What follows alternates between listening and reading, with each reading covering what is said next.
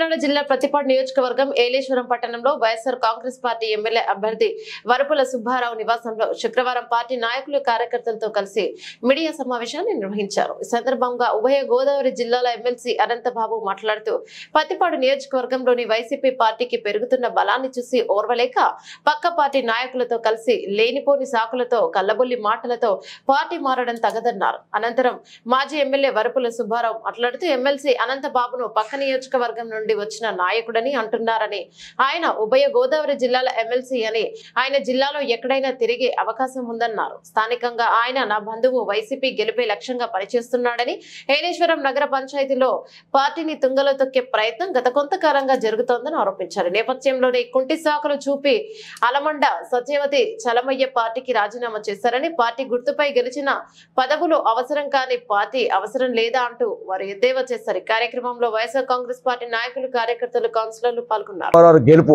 Varupula Subbarao MLA గెలిపించే దిశగా ఖచ్చితంగా 2000 ఎన్నికల్లో ప్రజలందరూ కూడా, కార్యకర్తలు, ప్రజాప్రతినిధులు, నాయకులు అందరూ కూడా వైఎస్ఆర్ కాంగ్రెస్ కంకణం కట్టుకున్నారు।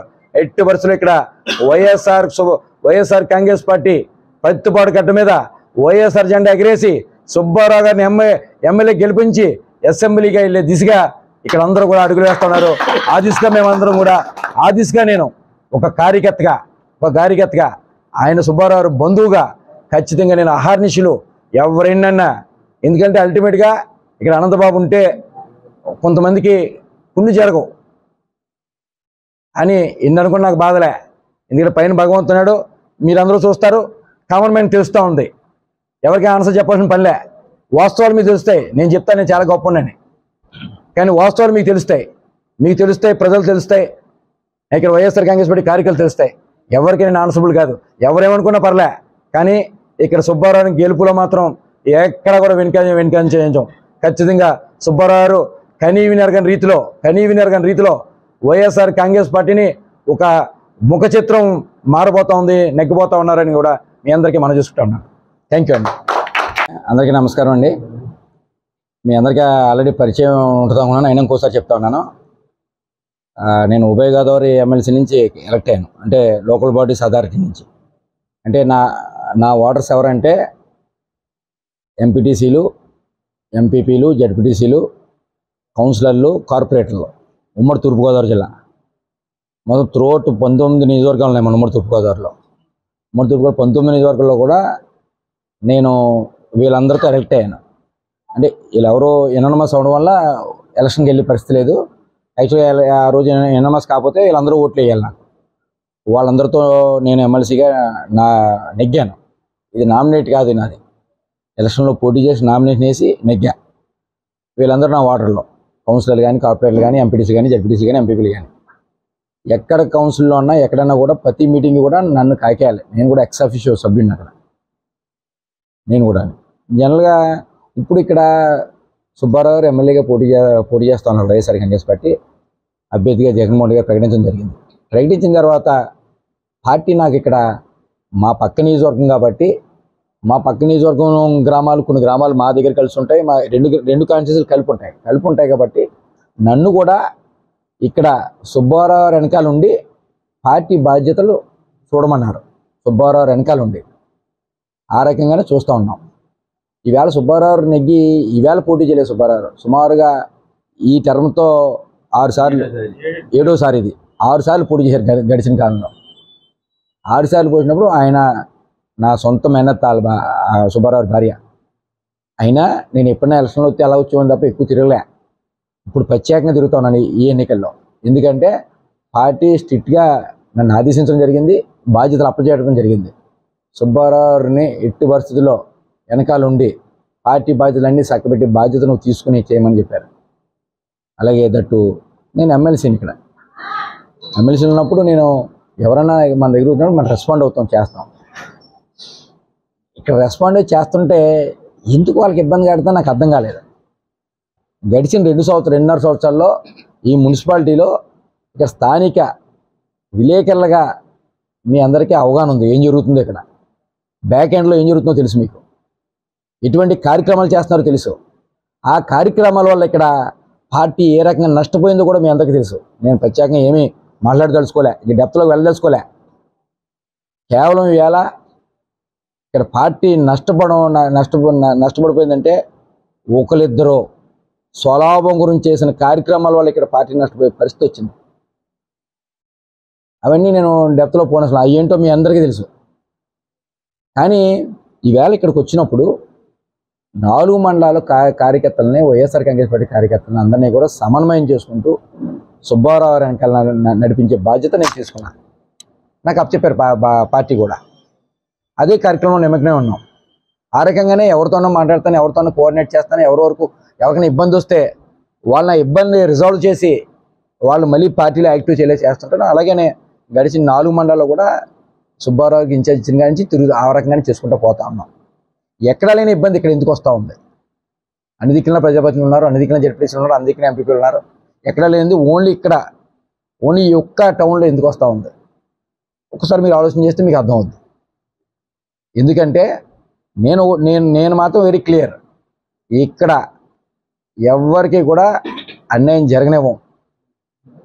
ఎవరికి అన్యాయం జరిగింది అంటే మాత్రం ఖచ్చితంగా అతను ఎవరైనా అవునండి, పేదోడా, డబ్బున్నాడా, ఉద్యోగస్తున్నా ఏమీ లేదు. అన్యాయం జరిగింది అంటే మాత్రం 80% అక్కడ ఉంటాడు అనంతబాబు.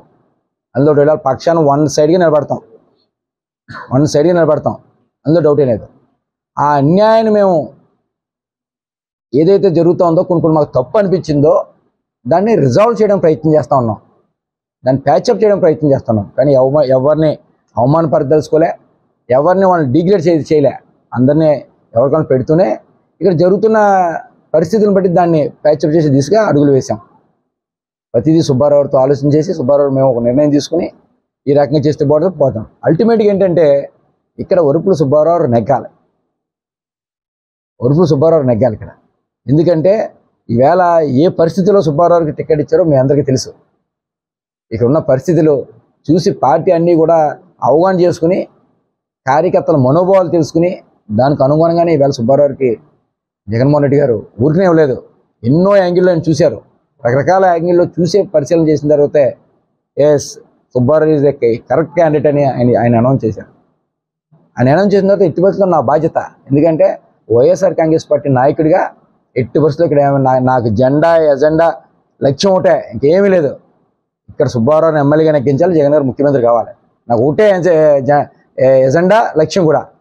దానిలో నేను నెగ్గడానికి నేను చేయవలసిన ప్రతి కార్యక్రమం చేసుకుంటూ పోతా, ప్రతి ఒక్కటి చేసుకుంటూ పోతా.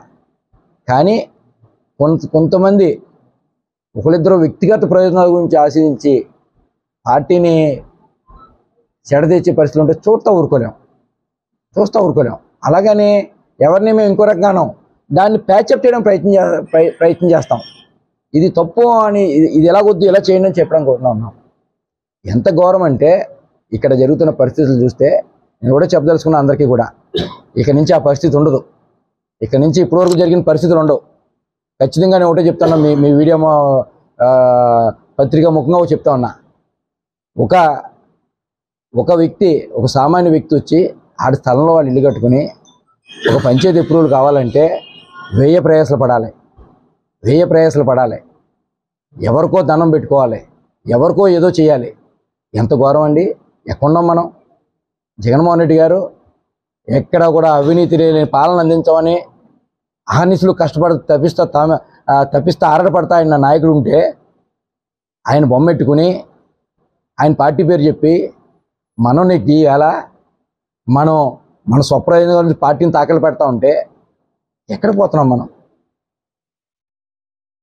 ఇవాళ నేను చెప్తా ఉన్నాను పత్రికాముఖంగా, ఇక నుంచి అలా ఎప్పుడు జరగవు. మరి ఈరోజు ఏలేశ్వరం నగర పంచాయతీ సందర్భంగా మా కౌన్సిలర్స్ అందరి ఆధ్వర్యంలో కూడా ఒక పత్రికా సమావేశం ఏర్పాటు చేయడం జరిగింది. చాలా ముఖ్య అతిథిగా ఎమ్మెల్సీ అయినటువంటి మాన్యువల్ బాబు గారు, అలాగే రాంబాబు గారు, అలాగే కుమార్ గారు, నాగేశ్వరరావు గారు, రాంబాబు గారికి, అలాగే విజయ్ గారు, ఇంకా వేదిక మీద ఇంకా చాలామంది కౌన్సిలర్స్ అందరూ కూడా ఉన్నారు. మరి ఈ కార్యక్రమానికి ఇచ్చేసినందుకు వారందరూ కూడా పత్రికా సోదరులకు మొట్టమొదటి నమస్కారం తెలియజేస్తున్నాను. నిన్నే సత్యవతి చలమయ్య గారు ఒక ప్రెస్ మీట్ ఇచ్చాడు. ఆయన కాబట్టి అంటే ఏ వంక దొరకపోతే డొంకట్టుకున్నాడట. అలాగా ఈవేళ ప్రతిభా నియోజకవర్గ బాధ్యత పార్టీ పరంగా కూడా ఉదయభాస్కర్ గారి కంటే బాబు గారికి అప్పచెప్పి పార్టీ వరుపుల సుబ్బారావుని గెలిపించి తీసుకొచ్చే బాధ్యత నీకు అప్పచెప్తున్నాం. కాబట్టి నీ నియోజకవర్గ విధానంలో నీకు అంత బాగుంది కాబట్టి చాలా ఎక్కువ టైము నియోజకవర్గంలో ఉండి తప్పకుండా కూడా ఆయన గెలుపుకి నువ్వు కృషి చేసి తీసుకురావాలని చెప్పేసి బాధ్యత అప్పచెప్పిన సందర్భం కూడా గతంలో జరిగింది.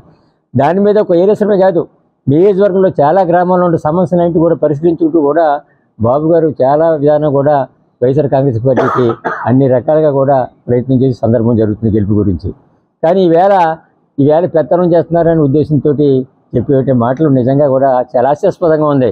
పెత్తనం ఏంటండి, అతను వైఎస్ఆర్ కాంగ్రెస్ పార్టీ ఎమ్మెల్సీ అభ్యర్థి. అతను ఏదో అల్లాటప్పగా వచ్చినట్టు కాదు, పార్టీ పరంగా కూడా అతను బాధ్యత అప్పచెప్పారు. కాబట్టి ఈవేళ ఒక ఏరియాసమే కాదు, నియోజకవ్యాప్తంగా కూడా అతను అందరినీ సమన్వయం చేసుకుంటూ అందరినీ కూడా తప్పకుండా వైఎస్ఆర్ కాంగ్రెస్ పార్టీ పనిచేయాలి, మా మావయ్య గారు వరుపుల సుబ్బారావుని గెలిపించాలని జయంతో ఆయన పనిచేసే సందర్భం జరుగుతుంది తప్పించి ఏదో ఎక్కడి నుంచి వచ్చేసి ఇక్కడ పెత్తనం చేసే అవకాశం కాదు. అతను కరెంట్ ఉభయ గోదావరికి ఒక ఎమ్మెల్సీ, అతను లోకల్ బాడీ నుంచి వచ్చిన ఎమ్మెల్సీ అతను, అంతే తప్పించి వేరేగా వచ్చిన ఎమ్మెల్సీ మాత్రం కాదు. మున్సిపాలిటీ మీద అతనికి పెత్తనం ఉంది. ఎవరన్నా ఒకవేళ ఏరియాలో కొంతమంది వెళ్ళొచ్చు ఆయన దగ్గరికి కొన్ని కార్యక్రమాల మీద, ఏమంటే మాకు ఈ పని ఉంది కాబట్టి మీరు ఏం చేసి పెట్టినంటే అతను ఏమో సామాన్యమంటే నేను చెప్తాను. ఎవరైనా ఒకళ్ళు ఎవరైనా ఉన్నారనుకోండి, ఏ పదవి లేని వాళ్ళు ఉంటే ఆయన దగ్గరికి వెళ్తే ఏం చెప్తాడు, రాంబాబు దగ్గరికి వెళ్ళమని చెప్తాడు. అతను అలాగెళ్ళమని చెప్పలేడు కదా ఎమ్మెల్సీ అభ్యర్థి. ఒకవేళ ఏ కారణం చేత నా మాట చెప్పాడు అనుకోండి, మరి మీ దగ్గరికి ఎత్తుకొస్తామండి మేము, మీరు చేసి పెడతారు కదా వచ్చేమంటున్నారు కొంతమంది. అది పరిస్థితి. ఆ రకంగా ఉన్నప్పుడు ఒక ఎమ్మెల్సీగా ఉండి ఒక ఇన్ఛార్జిగా పనిచేస్తున్నారు కాబట్టి ఒక బాధ్యత వహించి ఎవరైనా వస్తే తప్పకుండా చెప్పాలి అధికారులకి, తప్పకుండా పరిష్కారం చేసే కార్యక్రమం కూడా చేపట్టే బాధ్యత తన మీద ఉంది. కాబట్టి ఇది ఎలక్షన్, ఈ ఎలక్షన్లో కూడా ప్రతి ఓటర్ని కూడా అన్ని విధాలు కూడా అభిమానించాలి, అందరి సమస్యలు పరిశీలించాలి, అన్ని రకాలు కూడా వైఎస్ఆర్ పార్టీ ఇక్కడికి వెళ్ళాలి, నన్ను గెలిపించడానికి కూడా సాయశక్తులు ఆయన వంతు కూడా ప్రయత్నం చేసే సందర్భం జరుగుతుంది తప్పించి పెత్తనం చేయడానికి మాత్రం నేను రాలేదు. 2024 ఎలక్షన్ అయిపోయిన తర్వాత మళ్ళీ బాబు గారు ఉంటాడంటే అల్లవరం నిజవరం చూసుకుంటాడు తప్పించి ప్రతిభా నిజవరం చూసుకునే సమస్య లేదు. ఆ వేళ మీ అందరి ఆశీస్సులతో నేను గెలిస్తే నేనే శాసకుడిని అవుతాను, నేనే పరిశ్రమ చేసుకుంటాను, నేనే పెత్తనం చేస్తాను తప్పించి బాబు గారు పెత్తనం చేసే సమస్య మాత్రం ఉండదు. అంటే కొంతమంది ఏదో అనుకుంటున్నారు బాబు గారు వచ్చేసాడు పెత్తనం చేసేస్తారు ఇది చేసేస్తారండి.